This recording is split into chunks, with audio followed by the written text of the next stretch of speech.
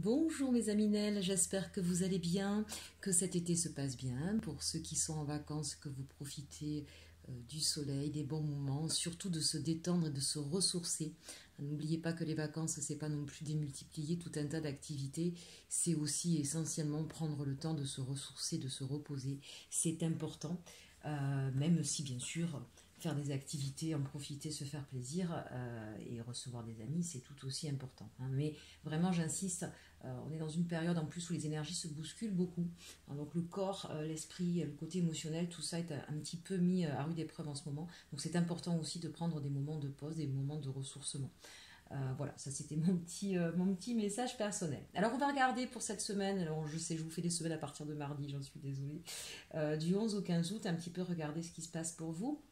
Les énergies en fait sur cette semaine ici on nous parle du chakra racine, donc il y a des choses en profondeur peut-être à analyser, à regarder de près. C'est l'idée aussi de peut-être un peu plus s'ancrer, regarder dans nos racines, c'est-à-dire dans notre histoire tant personnelle passée que histoire familiale, dans ceux qui font les fondements de notre personnalité. Et bien, il y a peut-être des choses qui ne nous conviennent pas, qui ne nous appartiennent pas, et qui nous pourrissent un petit peu la vie ou qui nous entravent, qui nous empêchent d'avancer. Donc c'est peut-être là, dans l'énergie en tout cas, l'idée de j'ai besoin de me reconnecter à qui je suis réellement, de me débarrasser de ce qui ne m'appartient pas ou de ce qui ne fonctionne pas, pour pouvoir, pour pouvoir ne pas me laisser déstabiliser dès que le vent souffle, hein, et de pouvoir vraiment être profondément enraciné. On est donc sur du chakra racine, c'est le tout premier chakra. N'hésitez pas bien sûr à aller dans la nature, à vous poser les pieds bien à plat dans le sol, à respirer profondément.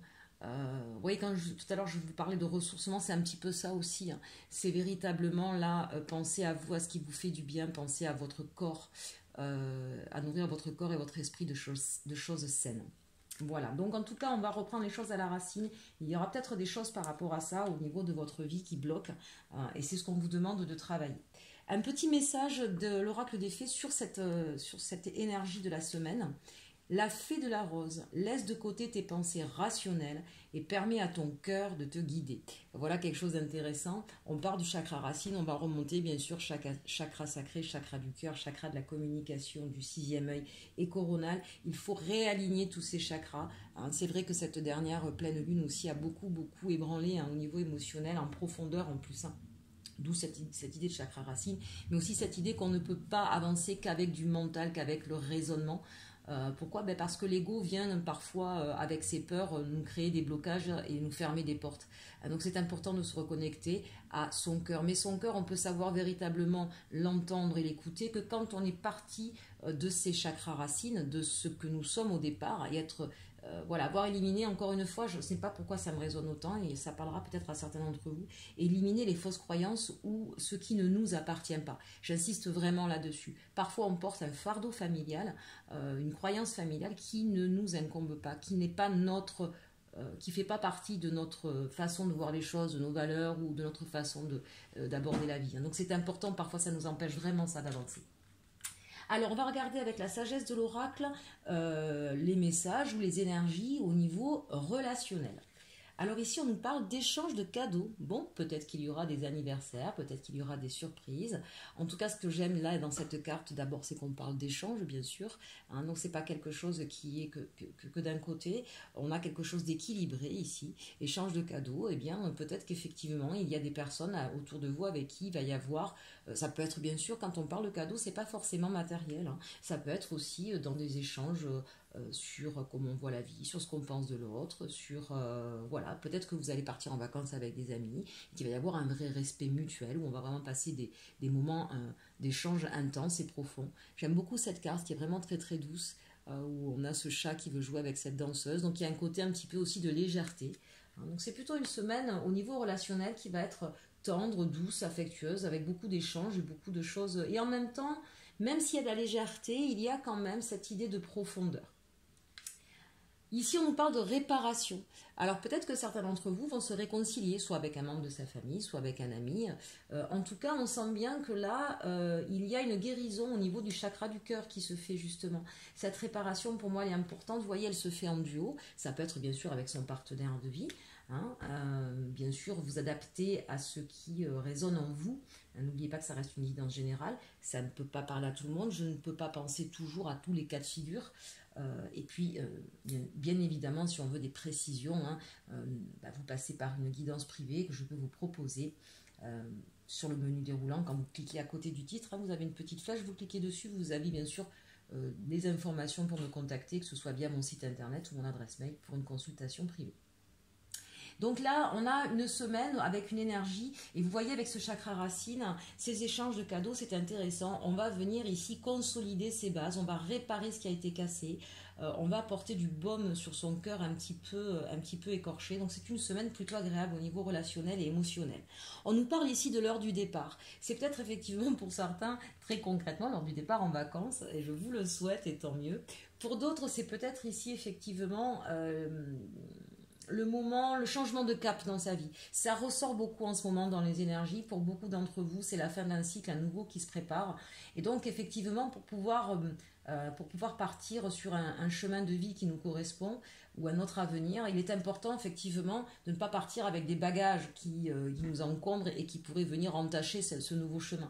Donc, c'est l'idée ici, peut-être, effectivement, de prendre le temps de réparer, de consolider, en tout cas de laisser tous les bagages néfastes qui nous ont un petit peu trop entravés pour pouvoir partir vers autre chose. J'ai la sensation que c'est une semaine de libération. L'heure du départ, c'est peut-être ça aussi. C'est voilà, je termine ce cycle, mais je le termine avec tout ce qui va être positif, avec tout ce qui va pouvoir justement me porter vers autre chose.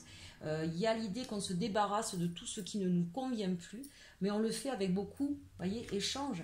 Et regardez cette carte qui est d'un rose magnifique, un rose bonbon, mais en même temps pastel. C'est-à-dire beaucoup de douceur. Moi, je sens que quoi qu'il se passe, même s'il y a des couacs avec quelqu'un, il y a beaucoup de douceur, il y a beaucoup de profondeur.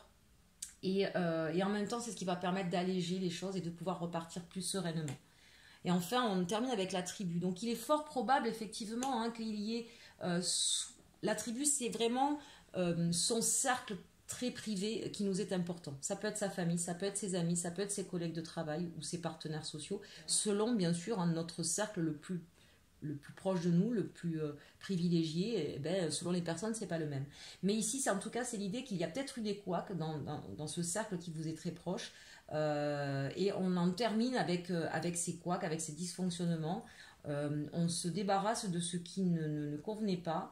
Pour certains, il y a peut-être même certains qui se séparent peut-être de leur tribu. Hein. Mais ça se fera avec beaucoup de douceur. L'idée ici, c'est on arrête de se déchirer, on arrête de se faire du mal. Pour certains, hein, je ne parle pas pour tout le monde là. On va comprendre qu'il est temps de passer à autre chose, mais ça va se faire avec beaucoup, beaucoup de douceur. Il n'y aura pas de colère, ni d'amertume, ni de frustration. Voilà. Donc, et c'est dans un échange. C'est vraiment important là. Je trouve ces cartes magnifiques sur cette semaine.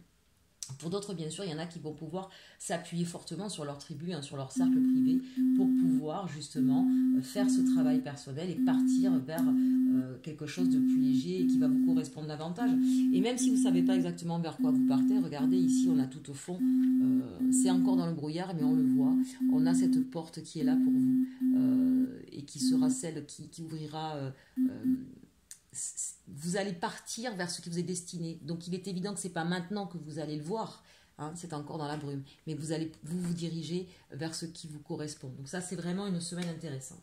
Allez, on regarde ici au niveau professionnel, matériel, de quoi on vous parle avec le tarot des sorcières. Ah, on nous parle du 3 d'épée.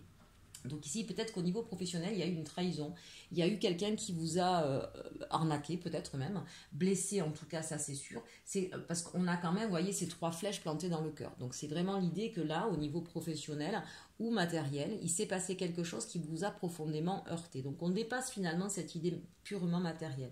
Alors, il y a peut-être eu un vol, il y a peut-être un abus de confiance, il y a peut-être eu des mots blessants, il y a peut-être eu quelqu'un qui vous a trahi, hein, qui n'a pas été honnête ou correct, et en tout cas ça vous a blessé. Le 5 d'épée, c'est peut-être la sensation ou l'idée qu'il y a même eu un complot, qu'il y a eu des commérages, qu'il y a eu... là, très clairement, au niveau professionnel, en tout cas, on sent que... il y a eu comme une espèce de machination. Je dis bien comme une espèce, c'est pas que ça se soit passé comme ça, c'est pas toujours évident. Mais c'est comme ça que vous le vivez. vous avez la sensation d'avoir été trahi, pas par une seule personne, vous avez eu la sensation qu'il y avait un complot contre vous, c'est quelque chose qui vous a blessé énormément au point 8 d'épée, hein, au point vraiment de vous sentir acculé, mis au banc des accusés et dans l'incapacité de pouvoir vous défendre. Donc là, il y a peut-être des personnes effectivement qui ont été accusées à tort peut-être dans leur travail et peut-être qui sont menacées de le perdre. Pour d'autres, peut-être qu'il y a eu des partenaires qui vous ont joué des entourloupes.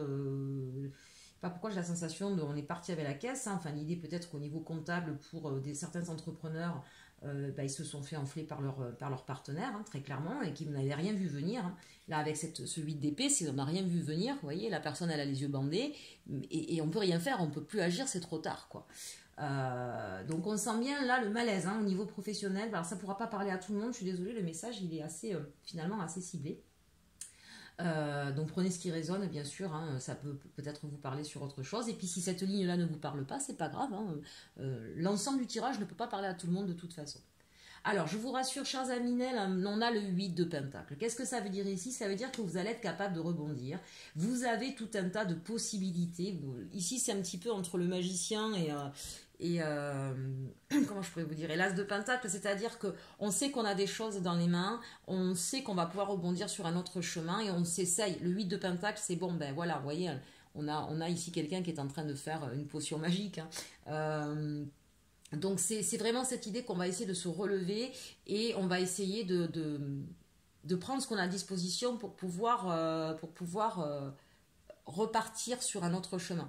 Hein. Donc là, il y a peut-être, attention pour certains, même si le 8 de Pentacle ne le signifie pas forcément, attention de ne pas être dans un esprit de vengeance, parce que ça se retournerait automatiquement contre vous. Soyez vraiment dans l'idée de ok, je me suis fait avoir, on m'a mis au banc des piloris, mais moi je sais ce que je vaux et je vais m'en sortir. Pas je vais leur prouver ou pas je vais me venger. Hein. Attention avec cette carte qui pourrait être mal aspectée, qui pourrait effectivement vous amener sur un chemin dangereux pour vous. Et on a le 2 d'épée. On sent ici, en tout cas pour certains d'entre vous, que vous allez essayer... Alors, il y a plusieurs messages qui me viennent, je vais essayer de canaliser et d'ordonner. Ici, avec ces deux cartes-là, si par exemple c'est au niveau professionnel qu'on a essayé de vous mettre dehors, et pour vous mettre dehors, qu'on a essayé effectivement, hein, avec ce 5 d'épée, d'aller voir des gens pour soit faire des témoignages, peut-être faux, soit vous pousser à commettre une faute, etc. Donc on sent que là, en tout cas, vous n'allez pas vous laisser faire, qu'avec ce 8 de Pentacle, c'est un peu... je vais chercher toutes les preuves pour m'innocenter, d'accord? Je vais chercher toutes les preuves pour montrer le complot, le stratagème, la malveillance, la malversation, enfin bref. Ici, c'est vraiment cette idée-là. Peut-être que vous allez effectivement rassembler l'ensemble des documents, des papiers, de tout ce qui sera en votre faveur pour vous défendre. Ici, avec ce 2 d'épée, il y a cette sensation à la fois de devoir trancher sur une situation, mais aussi en même temps d'aller toucher le mille, d'aller se défendre. Il y a beaucoup d'épées, bien sûr, donc il y a beaucoup de mental, d'accord? Et ce 8 de Pentacle, c'est aussi peut-être s'en sortir financièrement. Là, c'est de dire non, je ne vais pas me laisser avoir. Donc si c'est un licenciement abusif, clairement on va faire en sorte de prouver ce licenciement abusif et peut-être de repartir avec des indemnités. Si vous êtes un entrepreneur, qu'il y en a vos partenaires ont essayé de vous flouer ou de vous voler, eh bien c'est effectivement d'aller rechercher toutes les preuves pour pouvoir ensuite partir en justice et demander réparation. Hein. J'ai pas la justice. Ce 2 d'épée, ça veut pas forcément dire ça, mais en vue des messages, de la canalisation que je reçois et de ce que j'ai comme carte les unes à côté des autres, j'ai la sensation vraiment qu'on va avoir besoin de retrouver un équilibre et de retrouver une justice ici avec ce 2 d'épée, véritablement. Et on va faire mouche, hein, parce que regardez, hein, on va au centre même de la cible. Donc vous n'allez pas vous tromper, vous allez vous défendre. Mais attention, vous défendre, oui, mais pas dans la vengeance. Et j'insiste là-dessus, regardez ce corbeau de mauvais augure ici. Là. Il faut faire attention de ne pas être dans une mentalité trop noire, d'accord? Soyez dans la justice, soyez mesurés, tranchez, prenez les décisions qui s'imposent. Le 2 d'épée, vous allez peut-être hésiter. Hein, voilà, je vais à droite, je vais à gauche. Choisissez toujours la lumière, la justice. Oui, pas la vengeance. J'insiste vraiment. Je pense que ce message est important pour vous. Bon, voilà au niveau professionnel et matériel. On va regarder maintenant au niveau sentimental. Je vais essayer de monter un petit peu plus. Quel est le message pour cette semaine? Alors, on a le 2 de bâton, donc cette idée de pouvoir peut-être pour certains, peut-être qu'il y a une blessure, on l'a juste au-dessus, c'est l'idée de se relever, de recroire en l'avenir, de regarder de nouveau devant soi. Mais le 2 de bâton, on est aussi sur, bien sûr, on reprend l'envie, le bâton c'est le feu, mais c'est le 2, c'est quelque chose d'encore instable. Peut-être que pour certains, vous êtes dans une histoire de couple, mais qui est instable, qui n'est pas encore véritablement assise, qui n'est pas construite, c'est que 2 bâtons. Pour d'autres, si vous êtes célibataire, c'est l'idée peut-être d'arrêter de vous apitoyer sur votre sort, de dire je ne trouverai jamais personne, et de comprendre que bon, ben allez, je vais refaire confiance en l'avenir, je regarde devant moi, je regarde ce que j'ai que 2 bâtons, mais je les ai, je reconnais mes qualités, mes valeurs, et je sais qu'un jour je trouverai ma moitié pour pouvoir continuer. J'y crois de nouveau, le 2 de bâton c'est un petit peu ça, j'y crois de nouveau. Le cavalier de bâton, beaucoup de bâtons, donc on a quand même une espèce, c'est peut-être l'été qui fait ça, du désir qui se ravive. Cavalier de bâton, ça peut être effectivement quelqu'un qui vient vers vous avec beaucoup de désir, beaucoup d'envie. C'est peut-être pour ça que vous vous relevez d'ailleurs, c'est peut-être parce que ce cavalier arrive à vous, assez fougueux, attention à trop de fougue, tempéré, et vous pouvez avoir une histoire passionnelle, mais attention aux histoires passionnelles, c'est pas forcément constructif dans l'avenir. Je le dis parce que ces 2 cartes-là me font penser à ça. Ici, on a le 2 d'épée. En tout cas, beaucoup de 2, beaucoup d'hésitation. On voit que là, avec ce 2 d'épée, peut-être que vous avez des choix, des possibilités qui s'offrent à vous. Ce 2 d'épée, moi ici, ça me laisse quand même penser que vous êtes peut-être déjà avec un partenaire avec qui ça va plus et vous avez envie d'un autre horizon, il y a quelqu'un qui arrive à vous. Il y a peut-être 2 personnes qui vont venir à vous et du coup, il faudra faire un choix. Pour moi, il y a un choix à faire.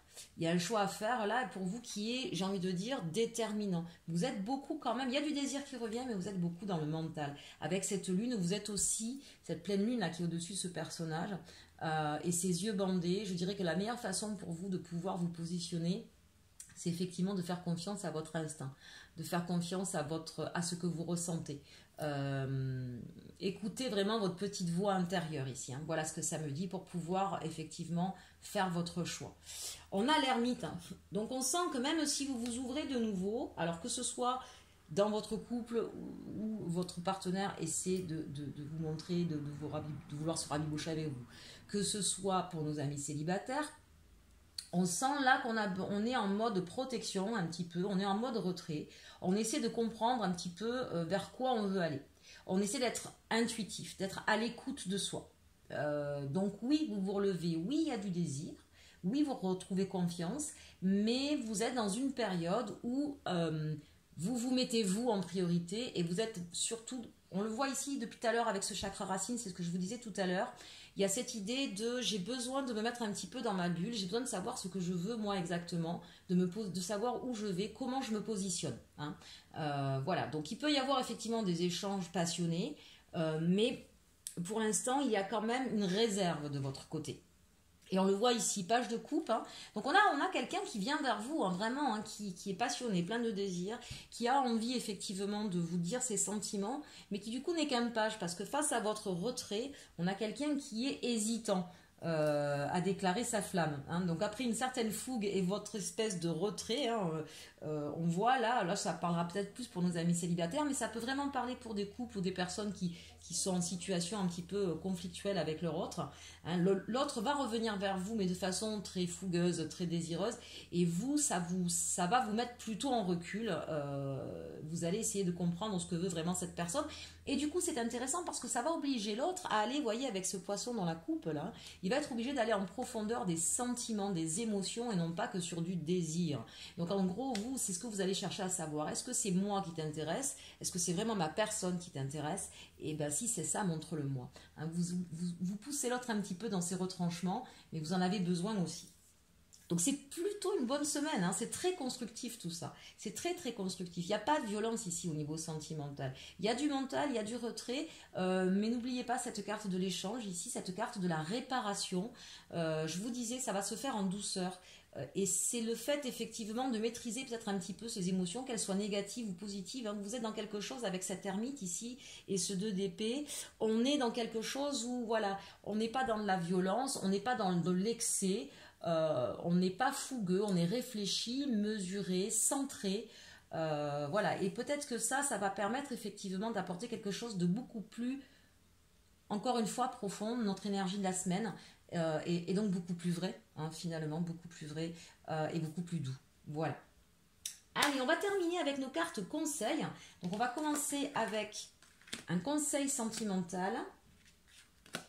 On vous dit, vous pouvez aimer sans crainte, ouvrez votre cœur pour donner et recevoir l'énergie la plus élevée d'entre toutes. Bon, on sent bien ici qu'il y a eu des cœurs brisés, des cœurs blessés, il y a eu et donc des peurs qui sont venues, mais regardez encore une fois, on travaille son chakra racine, donc la confiance en soi, on travaille effectivement l'échange, on va réparer effectivement, on va mettre du baume sur le cœur. Et donc vous pouvez aimer sans crainte, vous pouvez aimer votre partenaire sentimental ou celui qui arrive à vous, parce qu'il va y avoir des échanges vraiment profonds et constructifs.